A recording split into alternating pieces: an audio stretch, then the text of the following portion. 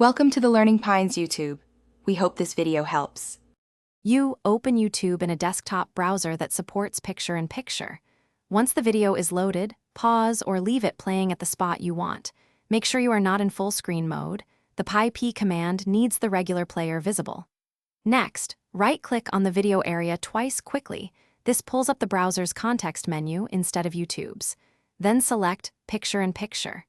This immediately detaches the video into a floating, always-on-top window so you can continue other work.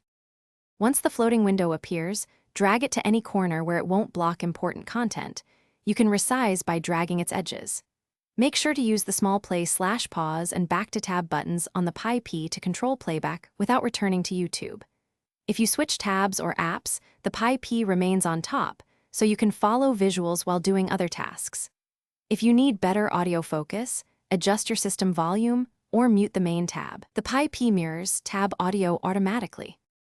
To finish, either click the X on the floating window or hit the Return to Tab button to bring the player back.